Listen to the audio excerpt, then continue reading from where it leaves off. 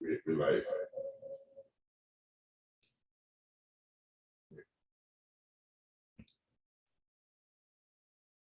Definitely.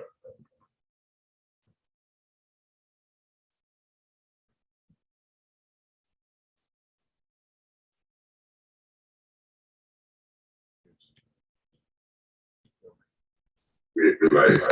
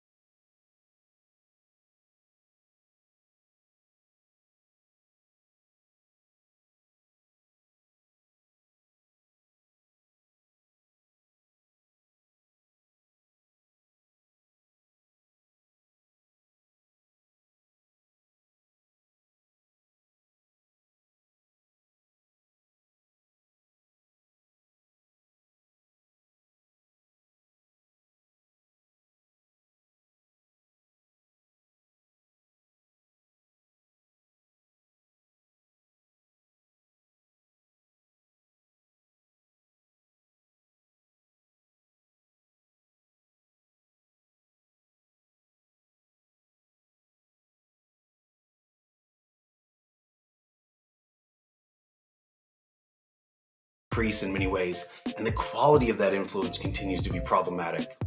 We're faced with profound questions, including one basic: Happy 20th anniversary, Catch the Vision family. This is such an important time for us to catch the vision of what God is doing in the church and world today. You know the world is rapidly changing. In North America, the number of people professing Christian faith and attending church continues to decline. Meanwhile, the number of those of other faiths who have no faith at all continues to rise. Problematic.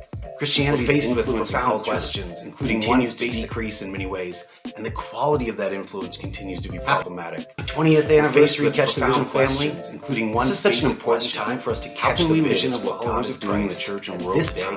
And this, you know, the world is rapidly changing. I believe the answer is in North America, the number of undergo a process of professing Christian faith and attending church, embracing our identity as prophets. Meanwhile, the number of those of other faiths who have no faith at all continues to rise.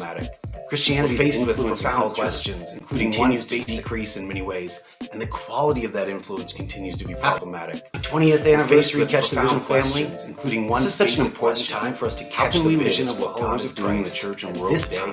And this, you know, the world is rapidly changing. I believe the answer is in North America, the number of undergo a process of professing Christian faith and attending church, embracing our identity as prophets. Meanwhile, the number of those of other faiths who have no faith at all continues to rise. Christianity is faced with profound questions, including one basic decrease in many ways, and the quality of that influence continues to be problematic. 1 second, give us 1 moment. Sorry about that. It's such an important time for us to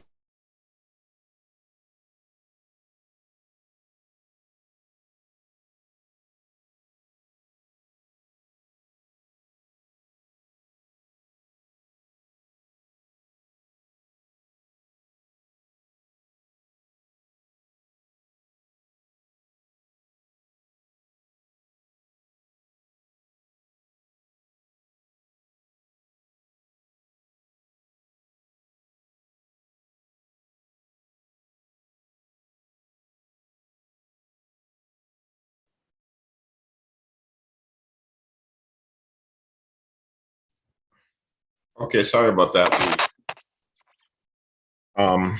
We are mobile and we are trying our best to get on track, but it's not working. So we thank you all for coming and joining us today. We're very happy and delighted and glad to see all of you. Welcome to Catch the Vision 2022. It has been a long time coming. This is our 20th year. And we're very grateful to God that He has granted us another opportunity to be here. I am in Port St. Lucie. I am at the Treasure Coast Church of God of Seventh-day Treasure Coast Church. We want to thank Pastor Haynes and all of the fine folks at Treasure Coast for opening their doors to us for this weekend. We believe, of course, that God is going to continue to bless us in our efforts to raise the next generation of leaders within our church.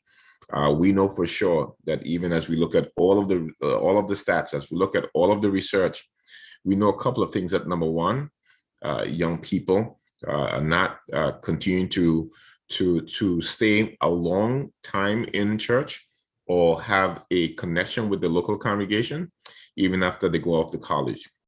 Number two, we know that overall in America, that the whole idea of Christianity, people who consider themselves to be churchgoers, is also dwindling as well. Number three, we know for sure that after COVID-19, that many individuals are not returning to church. And some are making the arguments that there is a difference between being religious and also being spiritual. So in these days, what we have to do now is that we have to remember that there is something that is called our core foundational beliefs. And that is, how do we address this generation to be able to succeed and to be able to be a competitive generation in terms of being spiritually formative. So over this weekend, we are going to be hearing from about 20 speakers. And these speakers are mothers, fathers, pioneers, storytellers, business leaders, some pastors, others not.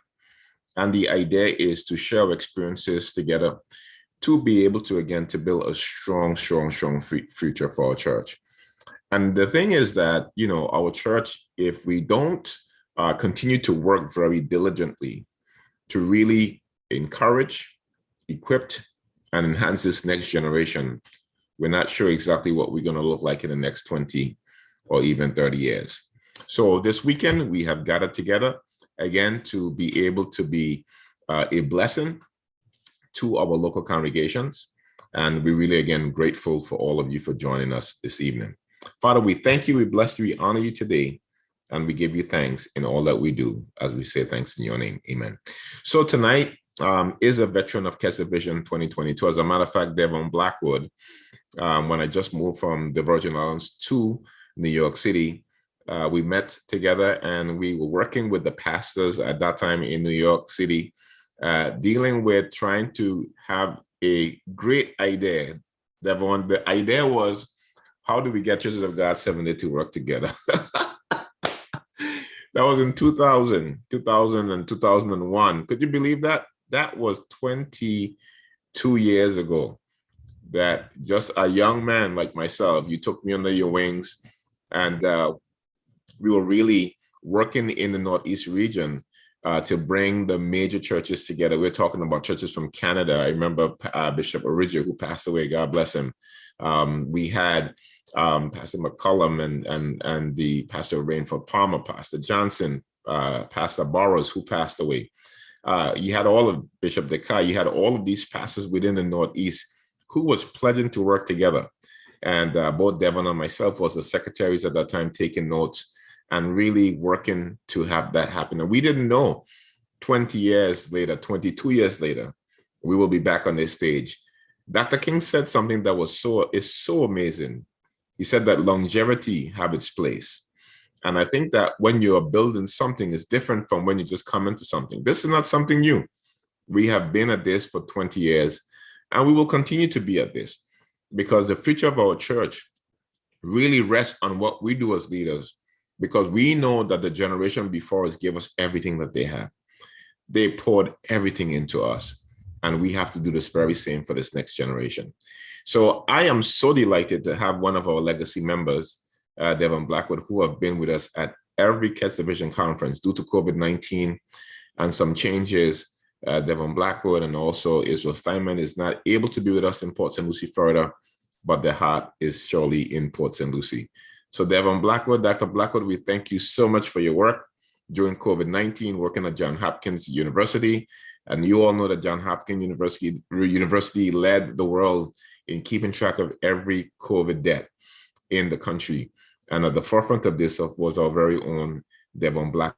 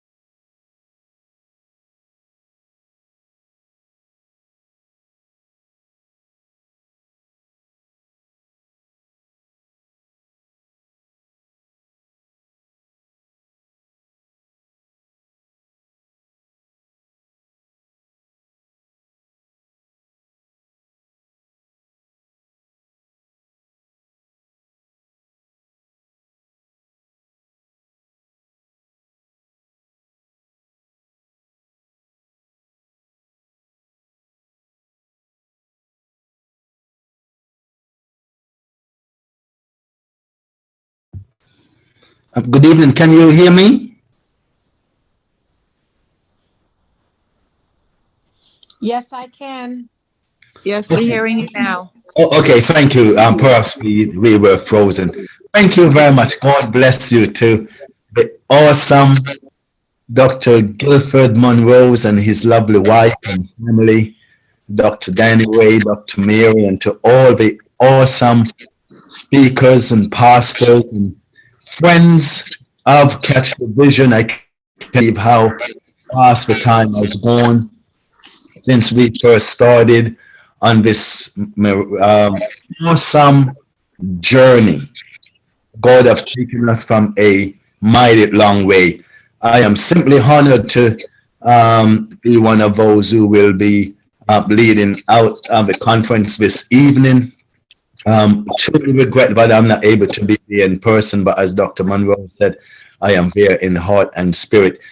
This evening we'll be taking a look at active listening. Listening is a two-way street from the pulpit to the pew. We have a PowerPoint that we will look at. We will look at some of the clips there. And then I also have a awesome surprise guest who will be talking with us for about 5 or 10 minutes.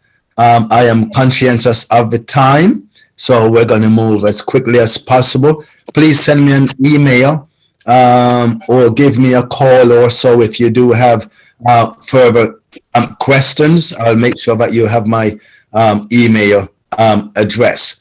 So listening is a two-way street from the pulpit to the pew. We wanted to focus on this because so often in the kingdom of God,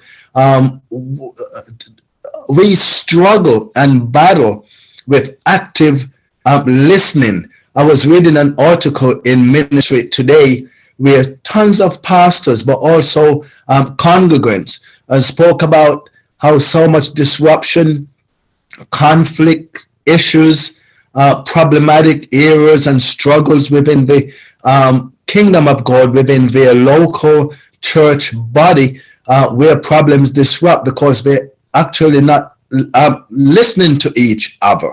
And when we talk about active listening, we're talking about some facets of different things happening at the same time.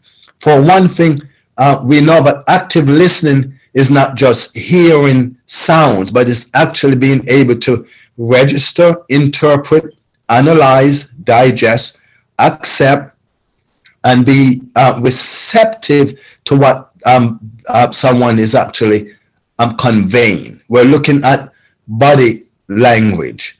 We're looking at blocking out distractions, right?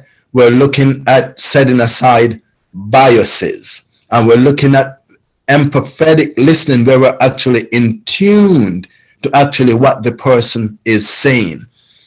In principle, the psychology and the sociology of this, and Dr. Mary might know this very well, is that pastors and those who are on the pulpit, ministers of the gospel, leaders of the church group, and so forth, from the audience to the pulpit, is that those on the pulpit tend to want to convey information because it's a natural part of their chemistry, a natural part of their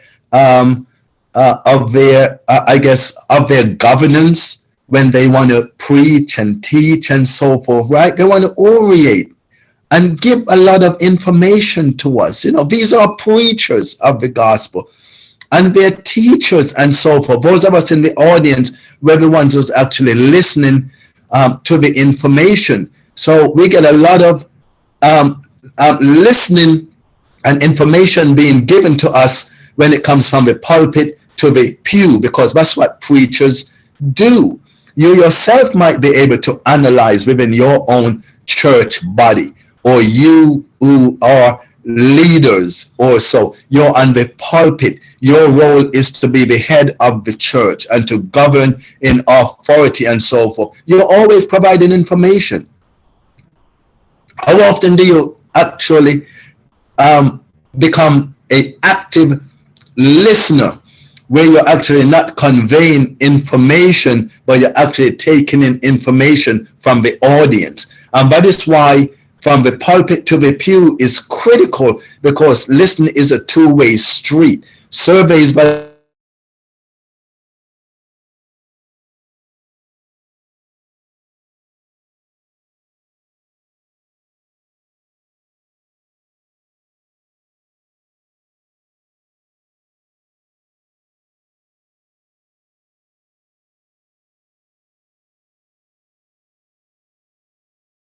it feels lopsided kind of a stuff. I mean, on the flip side, the preachers will say, but no, we convey information and we actually want the audience, we want our congregants to be able to listen, but they don't listen at all. So if we do want to become an active listener, there's some things that we'll have to break through, of those habit forming behaviors which can are perhaps so deeply ingrained in our personality and in our behavior, in our assumptions, in our worldviews, and so forth.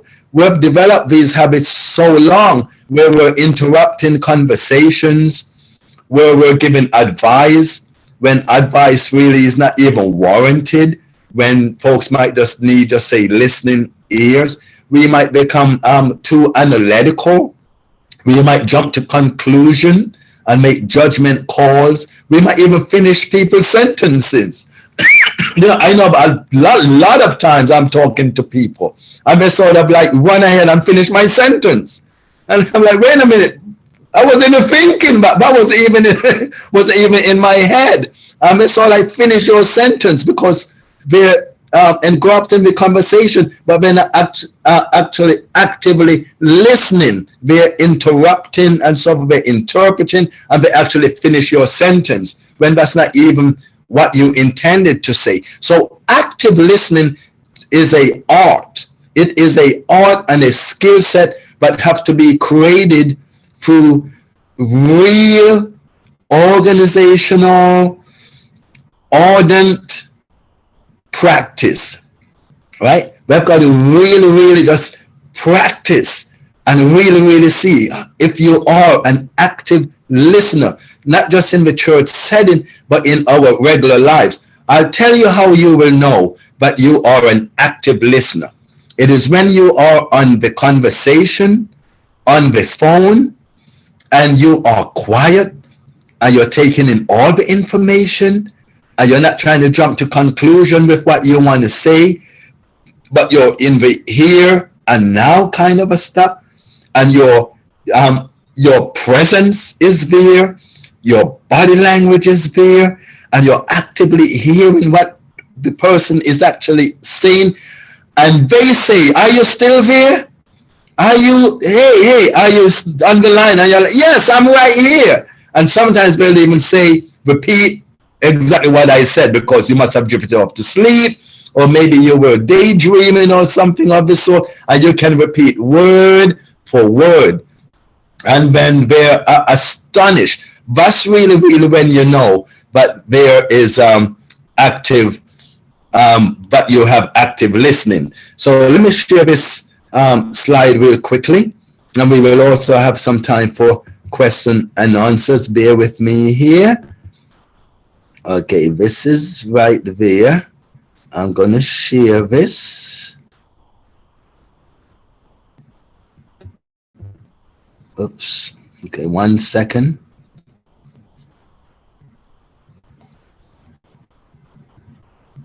Okay, let me again. Okay, active listening.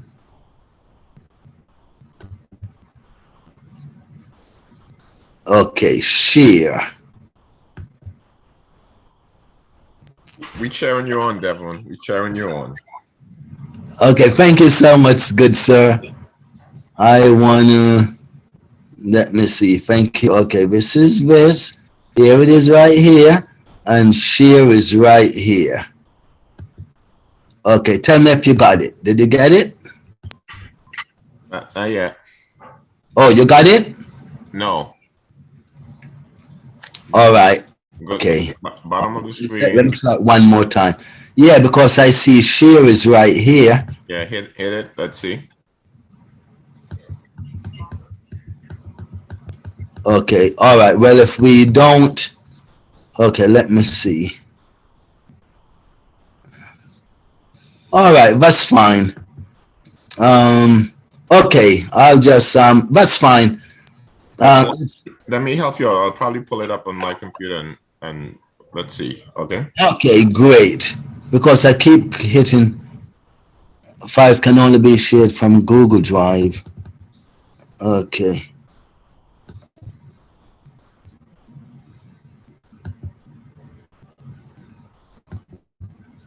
All right, that's fine. Yeah, that's fine. Oh, did I cut them off? Yeah, are you there? Yeah, we're here.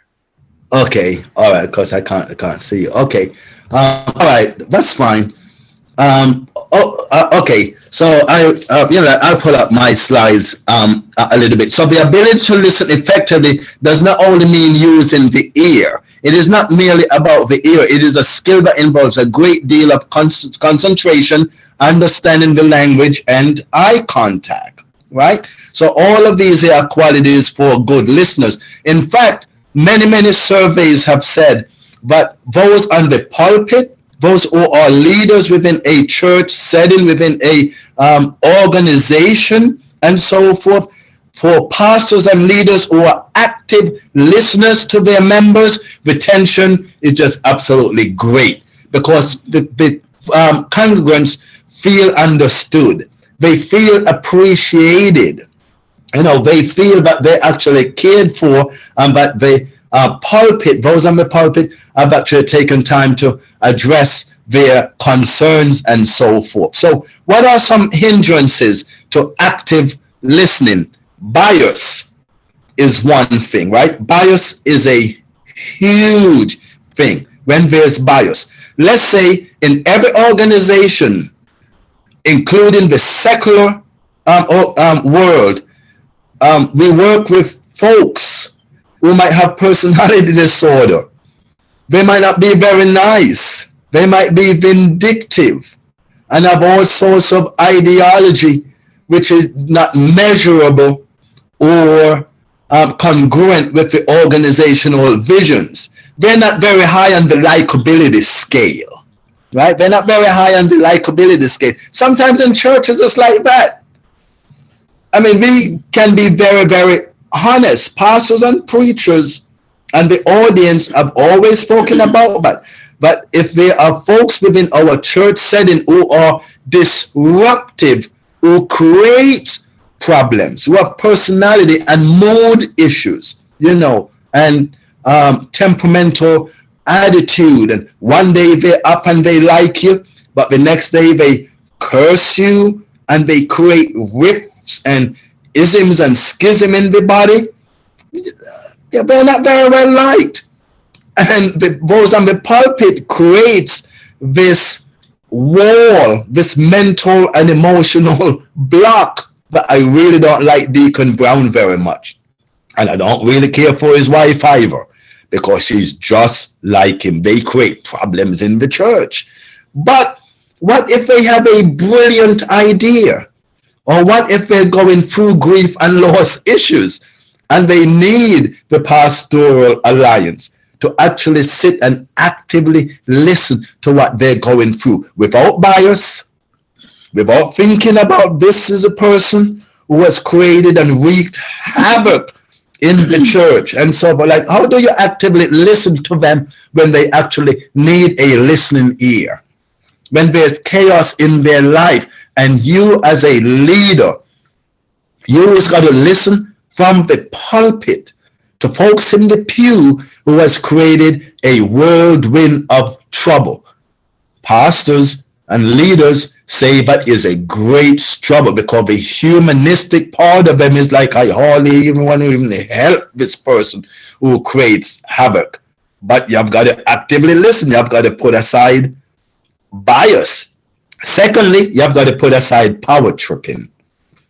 There's a whole lot of folks in authority who will not actively listen to the concerns of those in the audience, those who are sitting in the pew.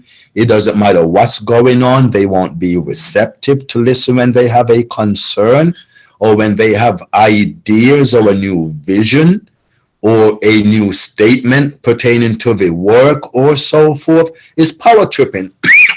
It's just what I say and what I go, and that's it. And a lot of leaders are like that. It might not necessarily be our leaders, within the churches of God Seventh Day, but I don't know. All I know is that there are issues as it pertains to active listening, and folks in the churches at times complain really about that, but we're not actively listening to each other. So those within the context of power and authority might say, it's really what I say go.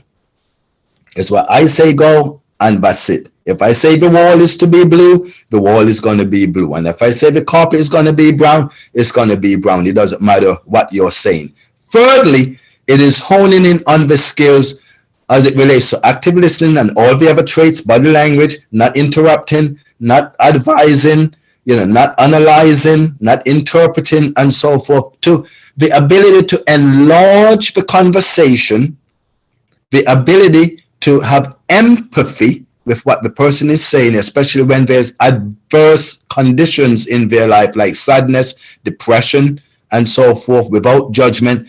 And lastly is actually hearing the implicit message. So when we communicate, ladies and gentlemen, there's two messages that we're communicating. We are communicating the explicit message. It is the message that we say.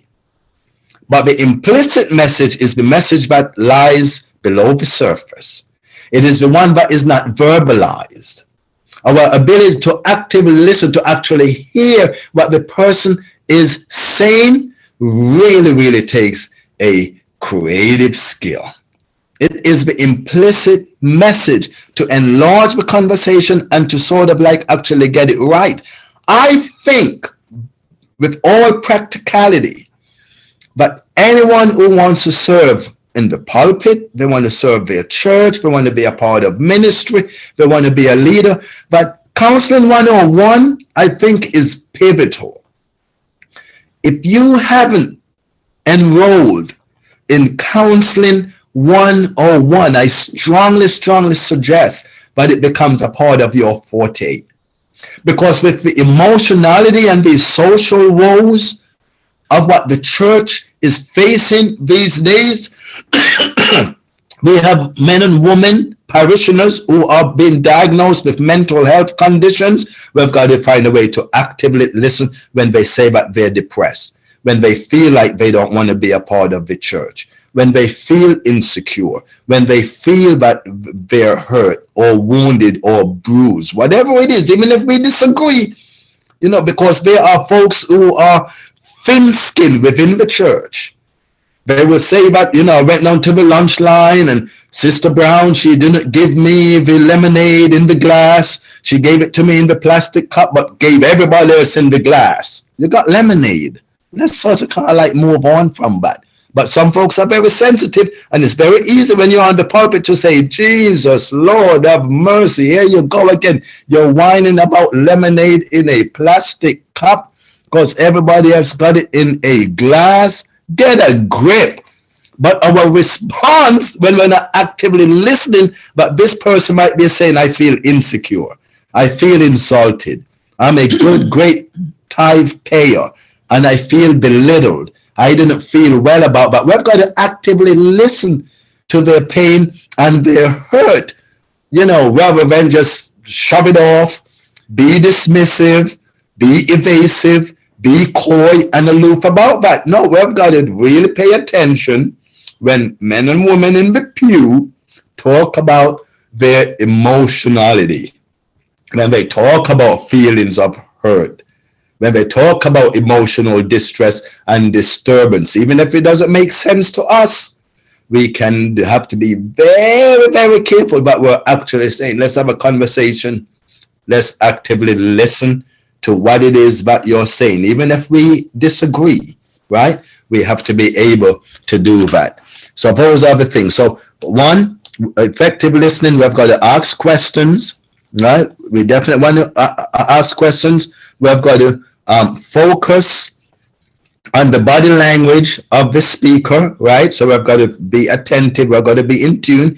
We've got to let folks know that we are actively listening, but we are blocking out distractions. It's very easy to get distracted, not just by environmental noise, but by internal noise, right? Because, you know what? Especially for pastors and those who's ministering to us on the pulpit, sometimes they have a lot of noise in their own life. They have a whole host of things, and they have a whole host of things that's going on in their life too. Sometimes we think that preachers and pastors just have it all together.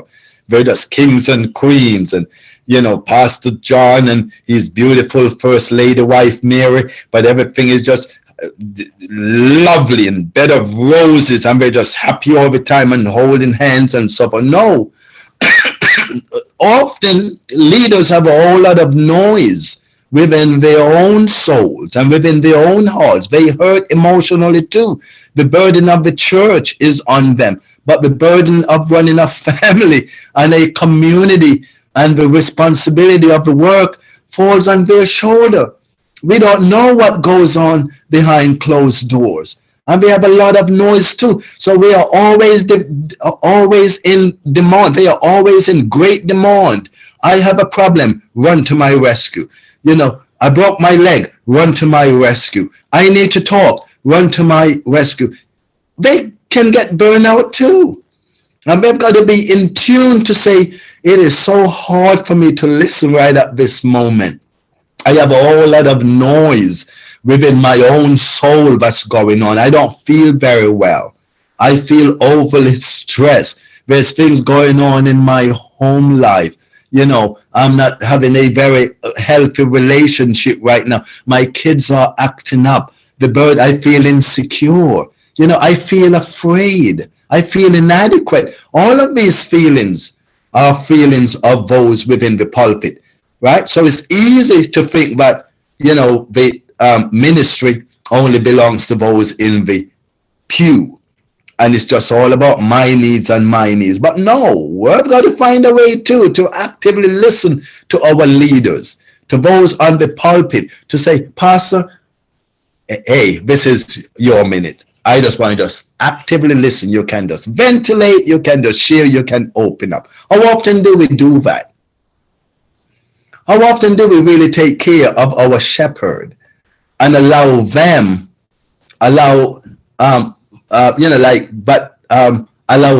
to be ministered to, where we cater to their needs for a day? I think that we should do that sometimes. Pastor, this is your moment. We're just going to just actively listen to you. We want you to share and to ventilate. We want to have empathetic listening. We want to share your burden. We want to have presence and communion with you in which you're able to share, right? So we've got to do that. We're talking about listening is a two-way street from the pulpit to the pew. We're talking about it goes both ways for the church to be effective. And so as I was thinking about this and so forth, especially as it relates to the church arena, I have an absolutely amazing, wonderful surprise guest who is going to come, and because I want to ask this person a few questions as it relates to pastors, just the pressure of those on the pulpit, and do they actively listen? So you're going to see who the guest is. Surprise! Woohoo!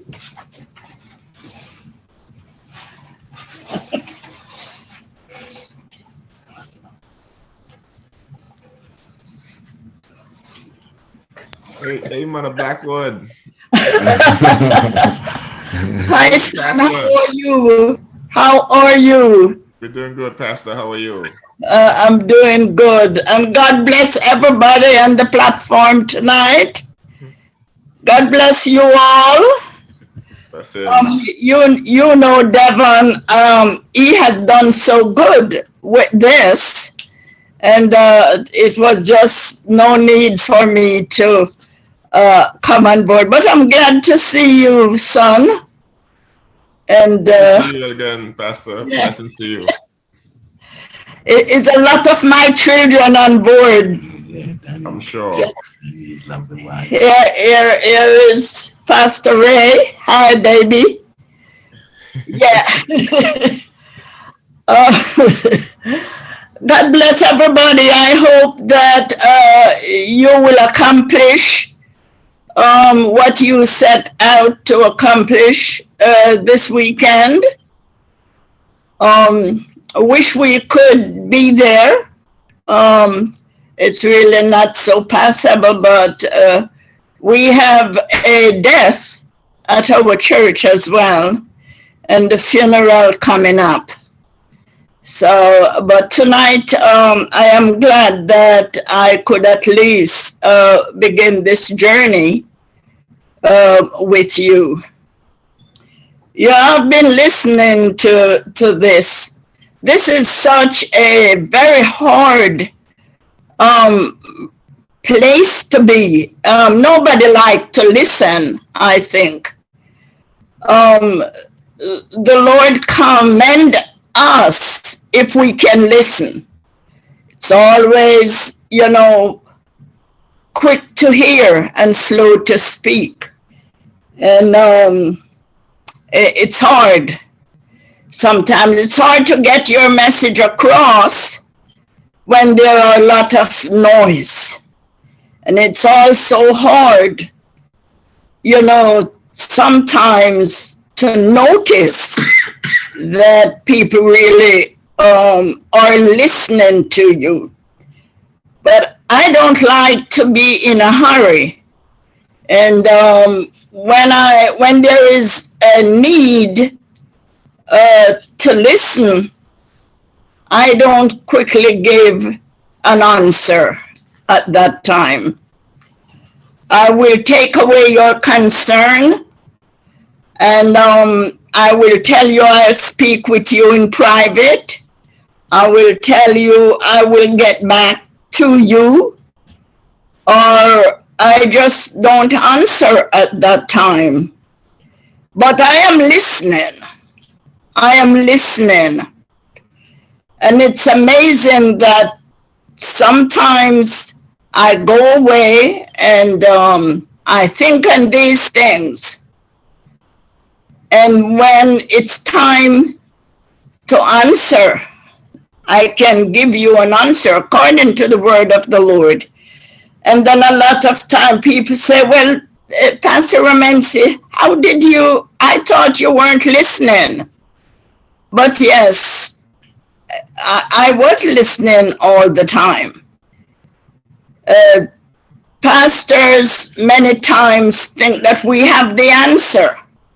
And that's why it is hard to listen, because we have already think in ourselves and in our mind that this is what we will do and this is how it's gonna be. But if you are a good listener, you don't always have the answer. You don't, sometimes your answer is going to come from the very same people that you are trying to minister to. It's amazing that sometimes they know more than you. And you have to listen carefully. You have to know when it's time to answer, and you have to know when it's time to keep your mouth shut. And then you have to know when it's time to come back to the situation and to address the situation in a manner that everybody will be blessed from it. Because you think you have the answer. Sometimes you can make more mess with the situation because you think you have the answer. You think you know how to do it. You think that this is how it ought to be. And you don't take time to ask of the Lord. I also want to say this, that sometimes we make a mess because we don't ask of the Lord. We think we have already know how to handle the situation. And we quickly come to that conclusion that this is how it ought to be done. But if we inquire of the Lord, it's amazing sometimes that the answer that the Lord is going to give to us is going to be so good, and people are going to turn around and say, how did you come up with this answer? Well, it's just not you, but you inquire of the Lord. Sometimes the answer is right there in front of you. You've got to really listen. But sometimes, let me tell you this before I stop. When someone is really talking to me about a situation, my reaction to them, I did not know you felt this way. I am sorry. Even if it's someone else's problem, I would say, I am sorry. I didn't know that this was going on. I'm going to get back to you on it. I'm going to pray with you. I'm going to talk about it later on, but I quickly apologize, and I want them to know that I hear you. I did not notice, but I hear you. I listen to them, or I will say, okay, all right, I'm sorry, I listened to you, and I'm going to get back to you. Well, I am very good in writing. And sometimes I would write just a page, just a note. Or sometimes I would make a phone call. But I want them to know that I am listening. And not just I am listening, but I want them to know I hear you. And I'm sorry about it. Sometimes we talk too much. And because we talk too much, you know, we miss it. We miss the point. But if you can just listen, don't give an answer at that time, wait for the opportunity to come, you find out that you will heal a lot. You will heal. A lot of people would get healed from their wound because somebody cares. And when you are a listener, someone gonna know that you listen. They're going to know that you care. They're gonna see it. They're gonna feel it. They're going to thank you in advance for it because you answer. You show that you care. You answer their problems. Sometimes they said, oh, I know that you would understand. And if you don't pay attention, they would say, oh, I know you wouldn't listen anyway. So it doesn't matter what position we hold.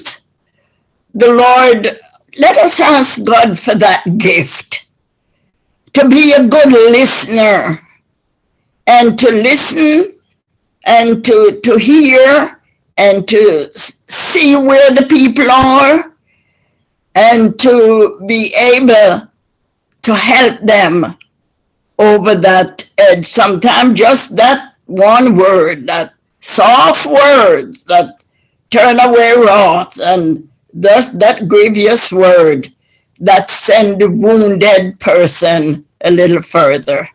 So show that you care. Listen carefully. Don't be quick to give an answer, but look and listen and show that you care by addressing the situation in a godly manner. And always let your words be seasoned with some salt. Let it have some taste. Let it have some good seasoning that somebody will want to speak with you again. Don't turn them away. Encourage the person to come to you. It doesn't matter where they sit in the church. It could be the back. It doesn't matter where they are. Make sure that your congregation knows. And that goes for your home too. Make sure your children know that you are listening to them. And if you do that, one by one, we are going to be able to draw the people. And they will know also that their business is safe with you. And they will come to you and not be afraid.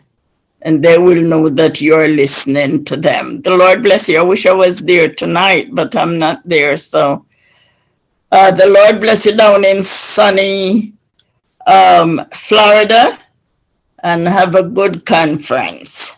God bless. Yes, thank you, Mom. God bless. That was excellent. Thank you for your wisdom. Wow. That's some serious stuff there.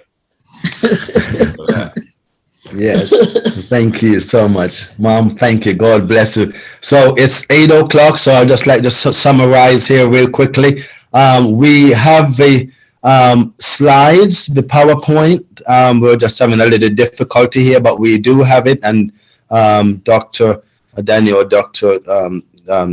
Guilford will send it to you. Please send us an email to dev, that's dev64@aol.com. If you have any questions, we can also show you the brief 1-minute video clip that we had with a pastor who spoke about how we just the pressures that he has with having to actively listen to the congregants within his church setting, and then also go home to and exercise that same thing, because how we operate within the church walls is required of us within the home environment. You know, our children, our family is watching us how we operate, to make sure that we're not fake, but make sure that we are authentic and have authenticity. The slides also will have the 3 A's: attention, attitude, and adjustment, right? So attention, attitude, okay, with how we listen with attitude, and also making proper adjustment. Okay, so one last recommendation: if there's if you find that you could benefit from active listening, take a training and listen more and speak less. Just listen more and speak less. And for those who's generally on the pulpit and so forth, do your job, maintain your authority and your God-given work, but sometimes step from the pulpit and just sit in the pew. Step from the pulpit and so like just sit in the pew. Be a pew member. Sort of like get some of the feelings and like some of the some of the connectivity and relatedness with what those in the pews is going through, so that you can have a sense of that relatedness. Lastly, if you're not at the place to actively listen at that time, it's okay to say to the person, I'm not in a very good headspace right now. Especially when there's hurt, because church hurt is deep, right? It is. And sometimes we're bruised. Sometimes the church bruises us. Sometimes members of the body are bruisers. They're hurters. And sometimes we're just not at a good place to minister.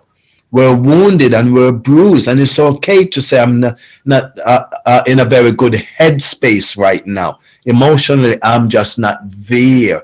So let me just just have a cup of tea, or just relax a little bit. I just need a little space. I need a little time so I can actually hear, because I need to deal with me first. I need to deal with me first to make sure that I'm healthy, so that I can actively listen to you. So God bless you all. Thank you so much, and thank you again, Mom, for your words of wisdom. We will always evoke your words of wisdom. I was like, Dr. Gill, wait a minute, then Mom, like, Mom come and like do a 10-minute talk, because people is always going to her, and what people will do is how we made them feel. People will always remember how we made them feel when they needed it the most. How we made them feel when they needed it most. That's critical, and that will be written on our epitaph and cemented in the deep annals of history. At this time, we'll take questions. Yes, sure. We'll take questions. All right, folks. If you would like to take questions, if you would like to ask questions, we'll take it. We're gonna those of you who are streaming live, we want you to join us again tomorrow. But we're gonna stop streaming and then we are going to take some questions.